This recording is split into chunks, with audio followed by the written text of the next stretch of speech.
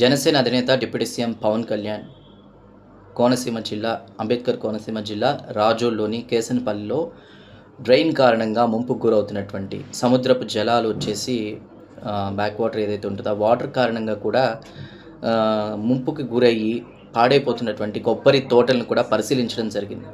అయితే అక్కడ ఒక ఆసక్తికరమైన అంటే చాలామంది అనేటువంటి నానుడే అది దాన్ని పవన్ కళ్యాణ్ రిపీట్ చేశారనమాట. ఏంటంటే ఇంటికి ఒక పెద్ద కొడుకులాగా కొబ్బరి చెట్టు.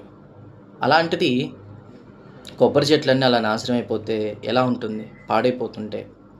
సో మీరు దీనికి ఒక శాశ్వత పరిష్కారం చూపాలి. దానికి ఏం చేయాలని దాని మీద కూడా పరిష్కార దిశగా కూడా ఆయన అక్కడ ఉన్నటువంటి కలెక్టర్, జిల్లా మేజిస్ట్రేట్ మహేష్ కుమార్ ఆయనతో అదేవిధంగా ఎమ్మెల్యే దేవర ప్రసాద్ ఎవరైతే ఉన్నారో వీళ్ళందరితో కలిసి అక్కడ నీటి పారుదలకు సంబంధించినటువంటి వాళ్ళు ఎవరైతే ఉంటారో అధికారులు వాళ్ళందరితో కూడా అక్కడ అక్యుములేట్ చేసుకుని అక్కడ తిరుగుతూ పరిశీలిస్తూ వెళ్ళారు.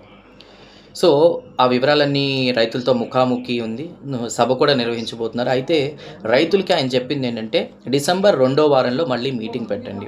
అదేవిధంగా ఇక్కడ ఉన్నటువంటి రైతులు ఎవరైతే సమస్యను ఎదుర్కొంటున్నారో వాళ్ళందరూ కూడా మంగళగిరి ఆఫీస్కి రండి, ఒకసారి కూర్చొని మాట్లాడతాం దీనికి సంబంధించి కూడా. అయితే నేను యువతని దృష్టిలో పెట్టుకుని మీరు చెప్తున్నారు ఇంటికి ఒక పెద్ద కొడుకని మనం అనుకుంటున్నాం కదా.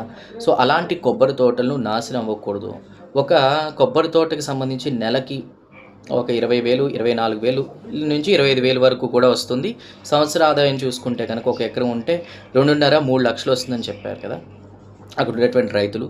మరి డబ్బుల విషయం పక్కన పెడితే అది నిరంతరంగా ఎప్పుడు కూడా కొబ్బరికాయలు ఇస్తూ ఉంటుంది. మరి అలాంటి కొబ్బరి తోటలు నాశనం అవ్వకుండా నెక్స్ట్ యువతకి సంబంధించి కూడా వాళ్ళ ఫ్యూచర్కు ముఖ్యంగా చెప్పాలంటే మనం సంక్షేమం కోసమే చూడట్లేదు. గత ప్రభుత్వం ఇవేం పట్టించుకోలేదు. రైతులు కూడా చెప్పారు 6 సంవత్సరాల నుంచి ఈ సమస్య ఉందని. సో ఇప్పుడు మేము కాన్సన్ట్రేషన్ చేస్తుంది వెల్ఫేర్తో పాటు డెవలప్మెంట్, సంక్షేమంతో పాటు అభివృద్ధి కూడా. సో ఆ డెవలప్మెంట్ ఆస్పెక్ట్లో కూడా ప్రకృతికి హాని కలగకుండా కూడా దీనికి ఒక పరిష్కారం చూపిద్దాం ఖచ్చితంగా అని పవన్ కళ్యాణ్ హామీ ఇచ్చారు.